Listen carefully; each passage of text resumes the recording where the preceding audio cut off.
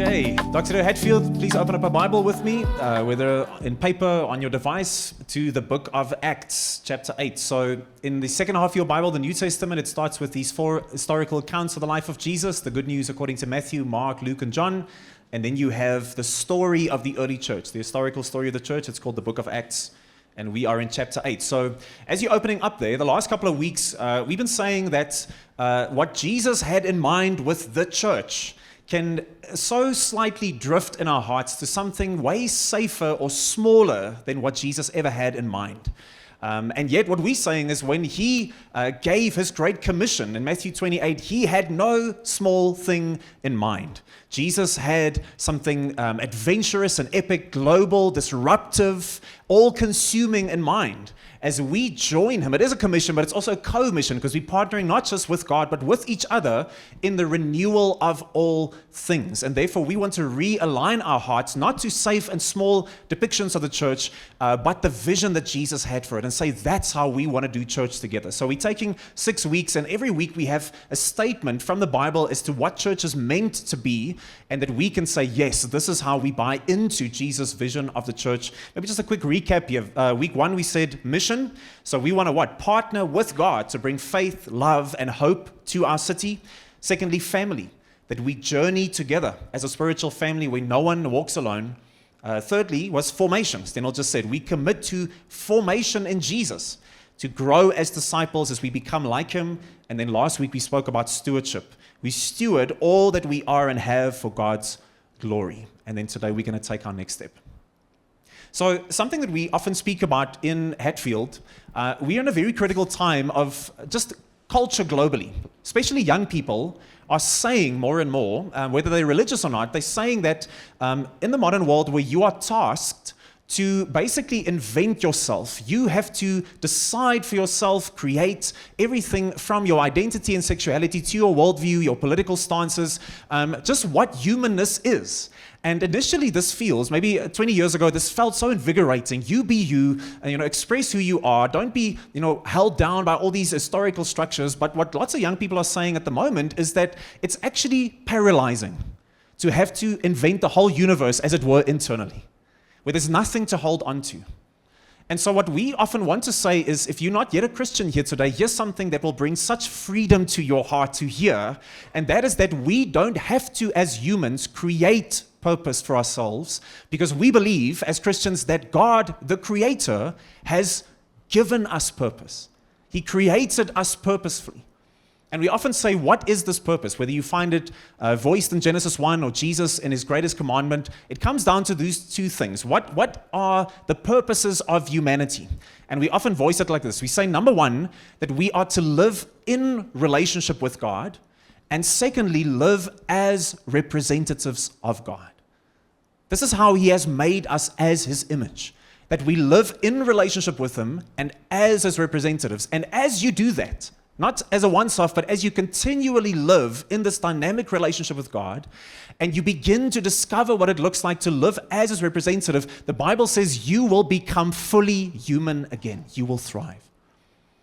But I think the challenge for many Christians, again, if you're already a follower of Jesus here today, I'm speaking to you specifically, that I don't think when it comes to representing God, our challenge is that many people will say, you know what, that makes sense, because on a Sunday when we get together, I feel that there is this connection to my faith. I feel invigorated. I feel impassioned. The challenge is when I step into Monday, there is where everything grinds to a halt. How do I represent God? How do I live in relationship with him, not on a Sunday, but on a Monday? Why is there such a dichotomy between these two that I struggle to bridge? And I want to show you today in the book of Acts that actually the story of the early church from the get-go was not a story primarily about Sundays, but it was a story about Mondays. So read with me in Acts chapter 8. It speaks of Saul. This is before he becomes Paul, who writes most of the New Testament. He had this incredible encounter with the risen Jesus. But at this stage, he's still zealously just persecuting the early church movement because he believes that they are an affront to the one God that we worship. So it says Saul agreed with putting him to death. This is Stephen, one of the early followers of Jesus. And on that day, on the death of Stephen, a severe persecution broke out against the church in Jerusalem.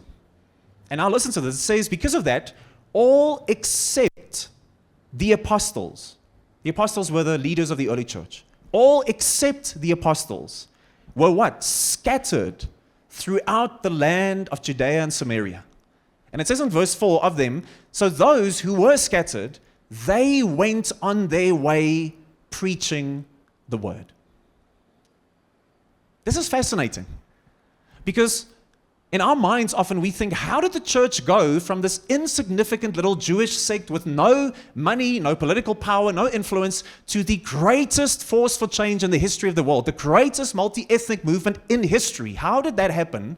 And we often think it's because of people like Paul and the leaders and the apostles. But here it says, when persecution, opposition broke out, all the people of the church, we call them partners in the Doxedo family, all the partners, all the people except the leaders, they were scattered all around the ancient Near East, and it says they went about on a Monday preaching the word. And that word they're preaching, Evangelizo, it simply means to good news. It means to go about your day not only speaking about Jesus, but showing people Jesus. It meant they went about their Mondays showing people the kingdom and speaking about the kingdom. And what does it say there? The whole ancient Near East was influenced. So it goes on, just a page a bit further, Acts chapter 11. It says, now of these same people, again, not the leaders, not the apostles, but the people. It says, those who had been scattered, as a result of the persecution that started because of Stephen, they made their way as far as Phoenicia and Cyprus and Antioch. And then it ends in verse 21 saying of them, the Lord's hand was with them, those who were scattered. And a large number who believed turned to the Lord. Do you see how the narrative that we have in our minds, I often think we think the success of the early church, and even today, lies where? It lies in the hands of the pastors and the prophets and the priests. That's where the kingdom is built. But I want to show you today that the story of the early church was not primarily a story of the pastors and the prophets and the priests, but it was a story of the painters and the plumbers and the poets and the pediatricians. That was the story. It was a story not of Sundays and priests, but of Mondays, painters, programmers, and poets. That's where the church became what it is. That's what we want for our partners in the Doxedo family. When people come into the Doxedo church and they say, where are all the programs? Our retort is what? You are the program. This is the focus. Monday and your journey and your calling. The church is not going to be established. God's kingdom will not advance because of the role that, yes, the pastors and the prophets have to play, but it's going to be mainly in the hands who take those Mondays as a calling from God. So what does that look like? We're saying then that these last 2 weeks, today and next week, are going to be almost like a bit of two sides of the same coin. That our last two values, next week, Mana is going to end off for us by speaking about gathering. That yes, we gather whether on Sundays or Wednesdays or whenever it is, and there's purpose in that. But today, the other side of that coin, firstly, we're going to look at scattering. The church has this sacred rhythm. We breathe in and we breathe out. We gather for encouragement and strengthening, and we scatter like the early church did on Mondays. And so what is our commitment? We're saying this is how we want to do church. We want to scatter as Christ's ambassadors, carrying his presence into every sphere of life. And what does that look like on a Monday? We said in week 1 that we want to, as the Doxedo family, we have this emphasis of bringing faith, love, and hope to our city. Faith that reaches the lost. People do not yet know Jesus. And that is the primary thing that's bringing disruption and destruction to our city. So yes, we want to, on Mondays, as the partners, bring faith, but also love to the pain of our city and hope to the systemic brokenness in our society. But where do we do that? Where do you step into on a Monday? And we're saying that irrespective of your life season here today, all of us have these three spaces that are represented by something of a home, something of a workspace or a class, and something of the community. And we're saying that the story of the church is one of Mondays where the partners, not the pastors, but the partners are bringing faith and love and hope to their homes, to their workspaces or studies, and to the community. This is where the church advances. This is how we want to do church.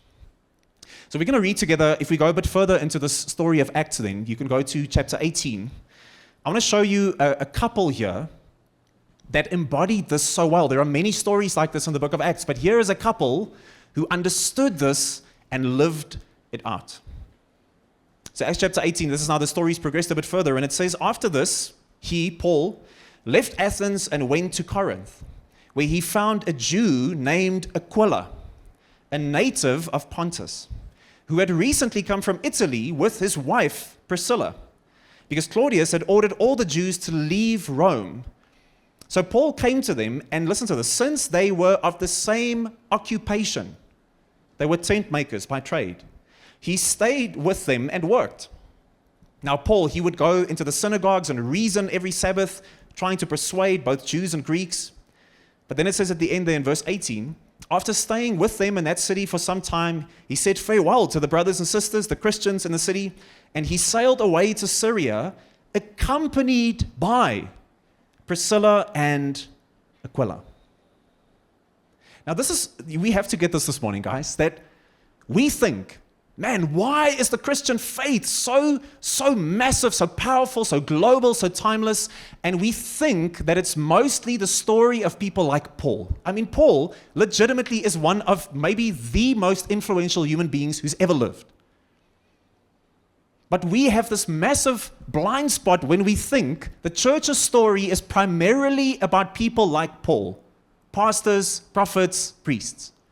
Yes, they had a role to play. But I want to show you today, here in the same breath, we have a couple that were very prominent in the early church, Priscilla and Aquila. They were business people. It says here, as Paul, he had to part-time, he had to be a tent maker to care for himself. But these, people, this couple, they had a full-time business. They were leather workers, they were tent makers, they were very affluent and prominent in the early church. And yet it speaks of them not kind of floating around what Paul was doing, just making sure that Paul is, he's going to build the kingdom. We have this kind of irrelevant secular job. But they said, and you see it in their life, that for them, there was no split between the sacred and the secular, between Monday and Sunday. So listen to some of the things that the New Testament says about this couple who run a business, who are in the marketplace on a Monday. For instance, Acts 18, verse 26, it says of this, there was this young preacher in the early church. And he was on fire for Jesus. He wanted to speak to people about Jesus, but he was quite young and inexperienced in his faith. So it says he goes about speaking boldly in the synagogues. And after this business couple, these followers of Jesus, after they hear him, it says that Priscilla and Aquila heard him. They took him aside and explained the way of God to him more accurately. Isn't that fascinating? Here's a guy who's like, I'm going to preach for Jesus. I'm going to share Jesus. And a business couple are so in tune with God, they have such strong theology that they can take him aside and say, listen, we need to help you a bit with one or two of the things that you said there. And you're like, no, but they run business. They do secular work on a Monday. No, they say, of course, yes, that's part of what God has called us to, but our Mondays are also filled with helping people that preach even, and that feel a calling to that, to help them with their theology. Or 1 Corinthians 16, it says, Paul speaking, the churches of Asia send you greetings, he says to the church in Corinth. Aquila and Priscilla send you greetings warmly in the Lord, along with the church that meets in their home. Here's a couple, to have a home that can do this, you would have to be quite a bit affluent at that time. Here's a couple that says, we go to church on a Sunday and then it's just, life on Monday. No, they say we are even going to host a church in our house. We're so invested not just in our leather making and tent making, in our business, but also in the community that we're making sure a new church is planted in our space. Or Romans 16, the end of the letter to the church in Rome, Paul writes and he says, give my greetings to Priscilla and Aquila, Oh, who are they? They are the ones who support me, as the man of God. No, he says, Priscilla and Aquila, my co-workers in Christ Jesus. Do you see the paradigm here? Oh, the early church's story was about the pastors and the prophets. I'm telling you, it was about the Priscillas and the Aquilas. People that had a calling as not necessarily working for a church or having full-time work in that, but they were business people, they were teachers, they were parents, and yet they realized that Monday is where the kingdom is built. They experienced no tension between a Sunday and a Monday. They didn't live disintegrated lives, but integrated lives. Almost an analogy to help understand this. So, we've been doing, as a family, our homemade pizza and movie night for many years now. And a couple of years ago, we didn't have solar at that point, and load shedding was still the scourge for everyone. And so this would happen so often. On a Friday evening, there's excitement in our house. Maybe the week has been a bit tough, so everyone's just holding on for the pizza on Friday night, and we're going to watch a good movie together. We're going to hold hands and thank God. And it's almost like this lighthouse at the end of the week. And then we just get into this movie, and everyone's excited, and then suddenly what? Load shedding. And you want to be a Christian in that moment. You want to be a good person, but it's difficult. And then what happens? It feels like all the rhythms, all the good, energy that was in the house, it completely dies down. And then only later, eventually when the power comes back on, then it's as if all the energy and the life can get going again. I think this is a picture of how many of us experience our faith. How many Christians globally, after serving Jesus for decades, what do they have? On Sundays, man, the lights of my faith come on. There's energy, there's passion, there's the rhythm that excites me. I'm excited about God. And then I go into Monday, and what happens? My faith is switched off again. The lights go off. Now I need to just make it through another difficult week until I can get to Sunday again. And then, man, the lights come on of my faith. Here is a couple, Priscilla and Aquila, amongst many in the early church who say, I don't buy that. On Sundays and the gathering of God's people, whenever we gathered, yes, we are there. We even host a church in our house. But on Mondays, Priscilla and Aquila says we are fully switched on to the work of God in our lives. We're not going to choose between Sunday and Monday. Switch on the one, switch off. No, they're like, I want to be fully switched on for God on a Sunday. I want to be fully switched on for God's work on a Monday. So Michael Green, he's a historian of the early church, and he says the early Christianity's explosive growth was in reality accomplished by what? The pastors and the prophets, he says, by means of informal missionaries, in homes, in wine shops, on walks, around the market stalls. They did it naturally and enthusiastically. They went about their Mondays gospelizing, showing people who Jesus is, speaking about Jesus. That is the story of the church. Not just a church that gathers, but a church that scatters. Now, I think to develop a theology of Monday is something we can spend months on, and there's so much we can say, but today I want to leave you just with a couple of thoughts that you can start developing. What does it look like in your sphere of life, in your stage of life? What does it mean to be fully switched on to God on a Monday when we scatter? And the first thing is that you need to understand that your calling advances His kingdom. Your calling advances His kingdom. So something we see in the Bible over and over again is that as human beings, we have a primary calling. It touches upon this idea of being in a relationship with God. And then there's a particular calling upon your life. Now, the primary calling is the same for every person. And if you do not yet know Jesus here today, that is the same calling upon your life. You will never be able to fill those things in your heart with sex and money and career and status and whatever it is. You'll never get that place filled, what was made for God alone. Every single person in our city, irrespective of what they say, there is the space of emptiness that only God can come and stand fully into and make them fully human again. Being cut off in a relationship from God is the surefire way to not just be lost forever to God, but to never understand what you were made for and to walk in it. So the primary calling for every single one of us is what? To know God, to walk with God. So 1 Peter 2:9 says, for instance, He, God, called you out of darkness into His wonderful light. Or Romans 1:6 says, for you have been called to belong to Jesus Christ. We have a calling to know God through Jesus. Not dead religion, not, obligation, but a dynamic, living relationship with God through Jesus. That's the primary calling for all of us. But then, we also have a particular calling.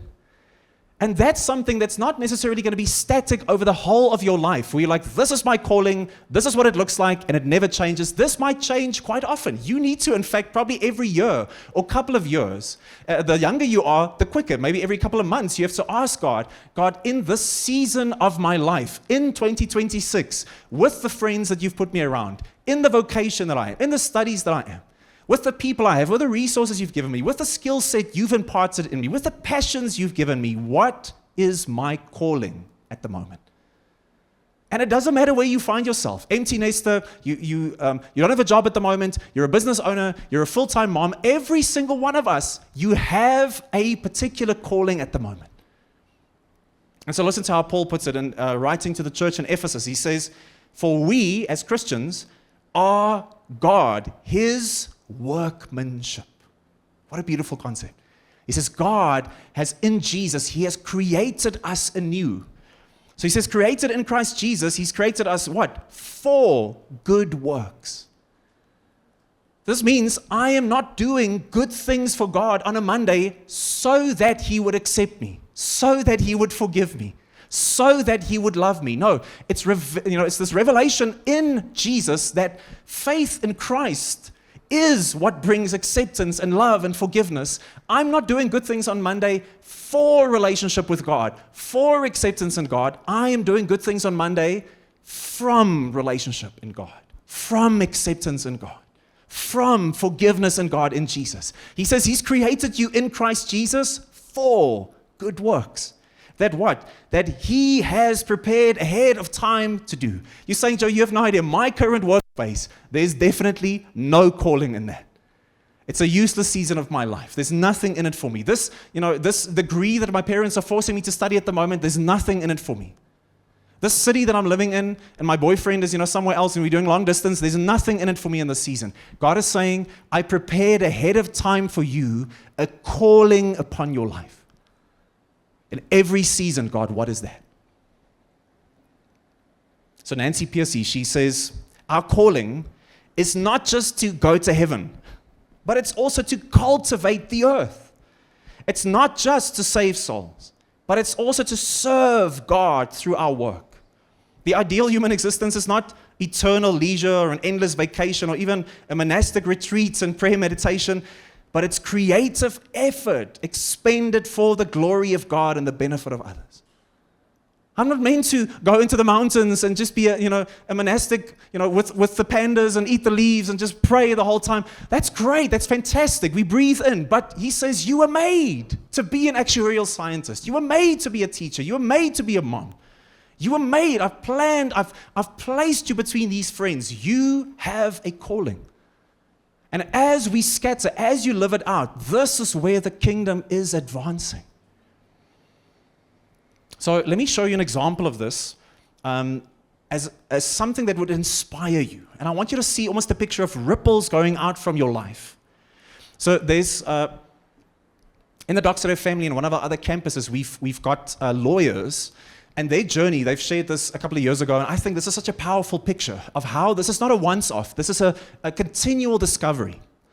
So what happens? They come into the Doxero family, and at that stage, church and work, we go to church on Sundays, you endure church, you get through it, and then you go into Monday. Now it's hard, the law world. And they come to know Jesus in such a powerful way. They discover, the finished work of Christ and relationship with Him. And I realize that I actually have a calling, not just the pastor in the front. And so now it begins. And the first thing is home. They realize, wait, but I guess God is working on my character. He wants to make me into the image of Jesus. And I guess the way that I treat my wife and, the way, the atmosphere in my house and the way that I speak to my neighbors. And, okay, so God is really forming me. Okay, so I guess this is not just for Sundays. This is really for Monday. My home is being affected. But now the ripple goes even further. What about my work? And suddenly there's a realization that I am not just a lawyer trying to be a Christian. I am a Christian called as a lawyer. So what does that mean? Okay, wow, now I realize, man, all the ethical things that I'm wrestling with in the field of law, and some of the things that we have with clients that are difficult, and some of the very, tricky decisions we have to make, and the way that we treat our colleagues and the people that work for us, and suddenly there's reform happening in that space. We're going to have an ethical way of doing law. We are going to treat our colleagues and those who work for us with the utmost respect and dream about their lives. The ripple increases. But now it's going even further. What about the community? What about love? And what about hope? And they realized, listen, what we could do is we could have young lawyers from underprivileged backgrounds that didn't have maybe the opportunities that we had. We can set up a system where they can come into our law firm and they can go through something of an apprenticeship. And we will teach them and help them and raise them up. We can be part of the new South African story of young professional people from a background that couldn't do it, and we can be part of that. Okay, the ripple increases.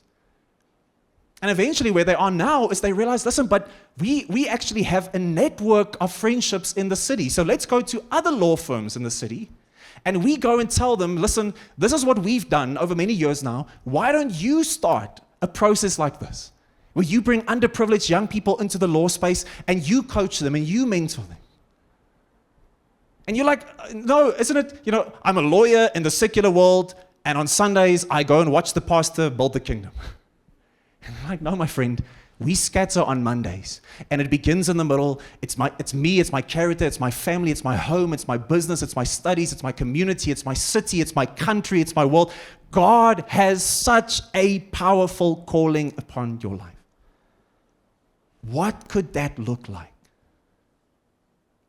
One of my friends, when their son was quite young, he would, take him through the bath, and then he's putting like cream on his little body, and he's encouraging him as he's doing it. He's like, these little arms, he's putting on the cream. He's like, these are such strong arms that can throw a ball so far. And these little strong legs, they can run so fast. And these eyes, they can see a plane overhead with such details. It's almost like he's affirming each of the parts of the body.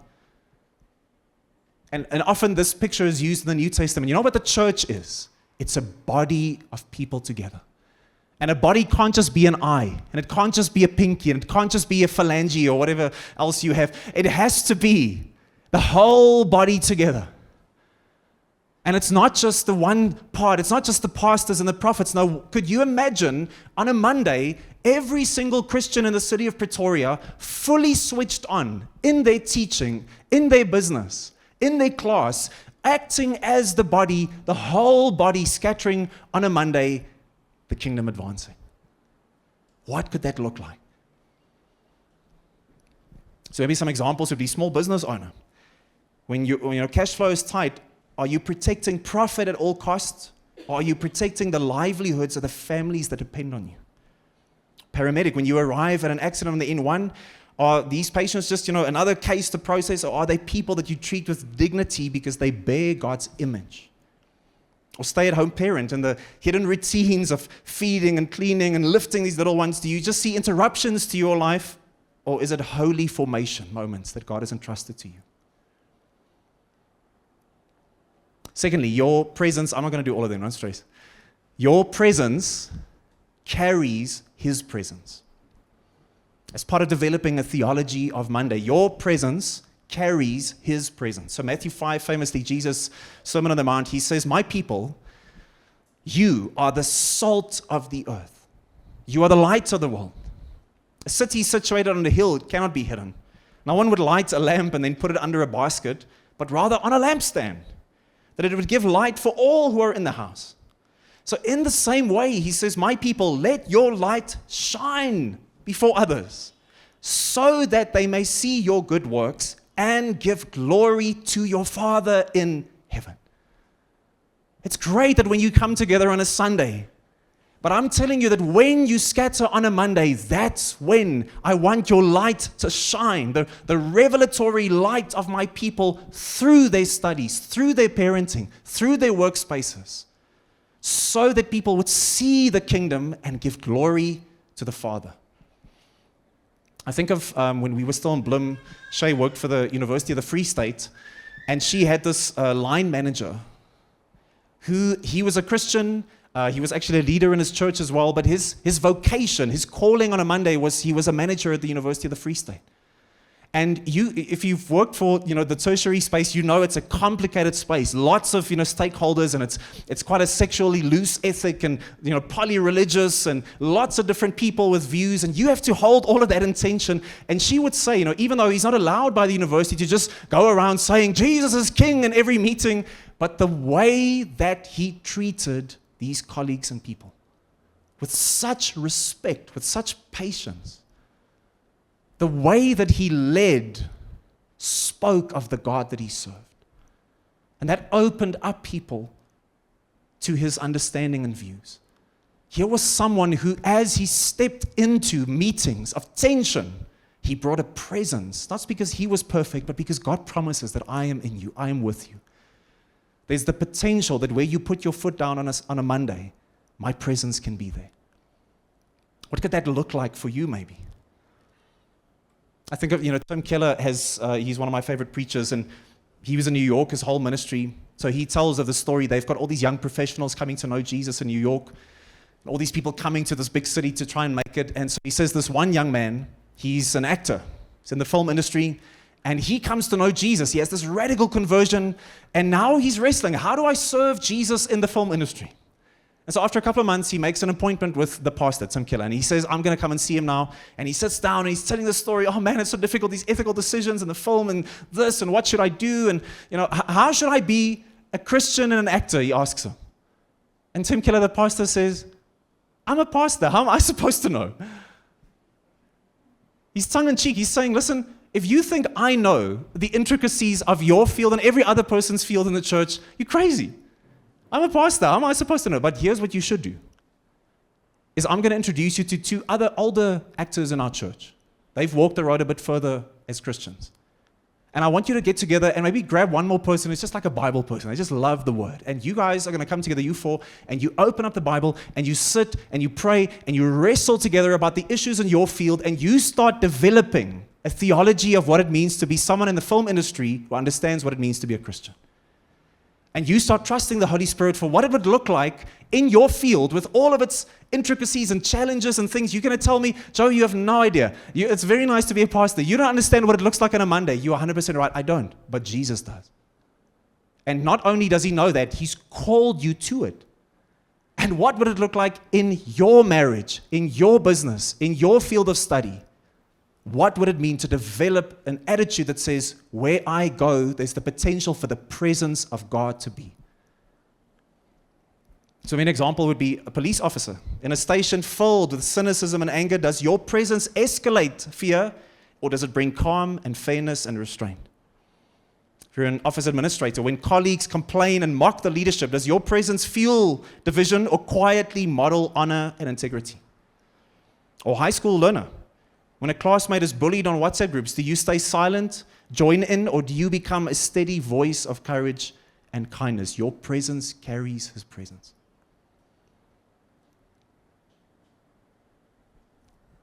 I'm not going to do these other two. I don't have time for it today, but I want you to see that these two last thoughts, that your excellence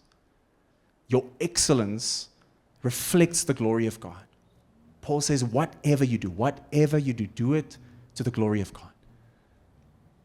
You're saying, as an engineer, I don't get enough moments, at site meetings to stop, all the arguing about this project and tell people, do you know Jesus? That's the question this morning. That's my issue in my field. One part of it would be, is how good of an engineer are you? Are you bringing hope to our city? In a country that falls apart structurally, are you an agent of hope? Martin Luther had this thought. He said, shoemakers feel this pressure. I should probably put crosses in every shoe, sew them into every shoe. No, it's fine if you do that. But he said the first call that you have is make good shoes. Does my excellence in my studies, does my excellence in my field, does it speak to the God that I serve? And then lastly, is your voice carries his invitation. Yes, there is an opportunity. Guess what? You have friends, neighbors, colleagues, and family members that no priest or prophet or pastor in this church in any church, would ever connect with. In fact, the majority of the people in our city that must come to know Jesus are not connected to any leaders or prophets or pastors. They're connected to you. So in my playing in the city, in my parenting, in the circle of friends, in my work, yes, God, I'm trusting you to be excellent, to represent you well, to build bridges, to bring hope. But I'm also trusting that these relationships would bring the kind of bridge relationally so that I can speak faith into people's hearts. You are the one who are building those bridges. And I'm trusting for the gospel to move over those bridges, not in my life. God has given me people that I need to think about, but He's given you people. He's given you friends and neighbors and colleagues and family members. So just in closing this morning, maybe you feel like, yo, this is tough because you don't understand my space. You know, the world of X is very difficult. And that's true, but here's the beautiful thing. Maybe you even feel, but I don't think God fully understands because He wants me to do all these abstract things. You know, it's all these spiritual things, and I work in the muck and the dust. You know, in Dr. Bloom, we had a guy. He was a manager of road works. They building roads every day, and he told me with confidence once. He was a young Christian at that stage. He said, "There's no place for God where I work. I promise you that. That's a hard world. There's no place for God in road building." Now, here's the thing. What I think he had to realize as well is that the kind of God that we serve. Think about this. Here is God who steps into the human story in the person of Jesus. He steps into the dust and the muck of our sin and our brokenness and our lostness. And He steps in how? It says here in Matthew 13, when Jesus went back to His hometown, He began to teach them. And they were astonished and said, "Where did this man get this wisdom and these miraculous powers? Is he not the carpenter's son?" Now that Greek word tekton, it can mean carpenter, it could be stonemason, it doesn't matter. He was a blue-collar man, his father. That's what it's saying. And in that time, what your father did is what his father did, is what his father did, that's what you're going to do most probably. So up to the age of 30, before Jesus embarked on His 3-year ministry, what do you think He was doing? He was being a faithful carpenter.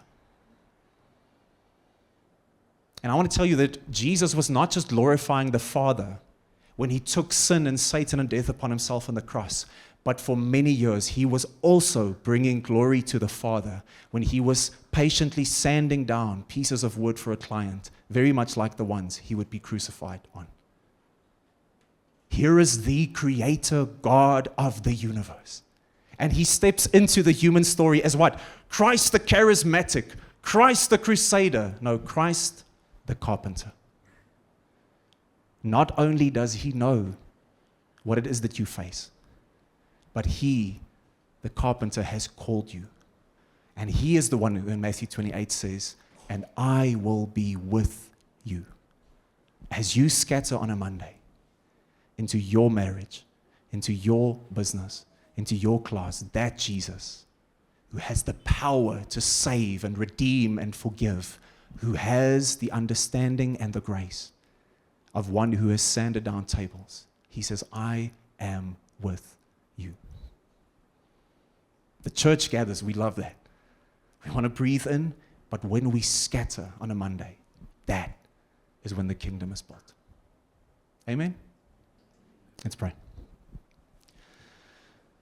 Jesus, thank you that you have called us and you've equipped us and you are equipping us. You are forming us as a people passionate about Mondays. And I pray that every single person, you know exactly where each of us are today. I pray that we would grow in our understanding, in our faith, in our boldness, in our conviction for what you have called us to. And may we see the kingdom erupting on a Monday in the city of Pretoria. We pray that in Jesus' name. Amen.